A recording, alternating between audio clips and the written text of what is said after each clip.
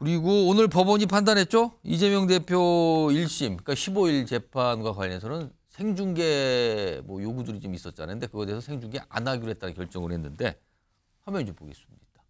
이겁니다. 생중계 안 합니다라고 하면서 법익을 종합적으로 고려했는데 뭐 적합하지가 않아서 촬영 중계 안 하는 걸로 이렇게 결정이 났는데 이와 관련해서 오늘 여당에서 좀 나온 목소리가 좀 있어요. 들어보겠습니다.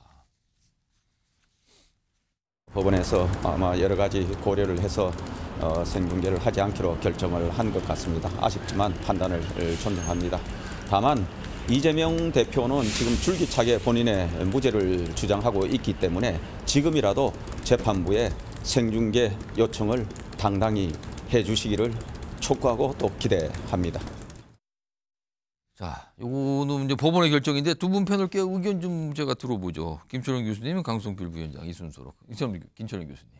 일단 뭐 피고인 이재명 대표의 어떤 사적 이익하고 어떤 국민의 알 권리라는 공익 사이에서 아마 재판부가 굉장히 고심을 한 것처럼 보이거든요. 근데 저는 조금 깊이 들어가 보면 오히려 어떤 그동안 민주당에서 해왔던 어떤 사법부의 압박 그리고 약간 강원 전략이 좀 통한 게 아닌가. 그동안 보면 민주당에서 주말마다 장애 집회를 하고 또 이재명 대표의 어떤 뭐 상방울 대북 선거과 관련한 이화영 지사에 대해서 조금 중형을 내린 판사에 대해서는 지금 탄핵 소명 운동도 벌이고 있는 상황이거든요. 거기다가 아마 내년 예산에 있어서는 또 사법부에 한 250억 정도의 예산 증액을 해준다는 강원 전략을 통해서 어쨌든 저는 좀 그런 전략들이 맥혔기 때문에 재판부에서 생방송 불허라고 하는 그런 전략이 맥힌 게 아닌가 이렇게 보이고 저는 오늘 생방송 중계가 뭐 불허되는 걸 보면서 이런 것들이 15일 선고에도 조금 영향을 부정적 영향을 미칠 수도 있다. 왜냐하면 지금 사법부에서 판단한 부분이 있어서 어떤 법리적 판단뿐만 아니라 여러 가지 정치적 고려도 하고 있는 것이 아닌가. 그래서 아마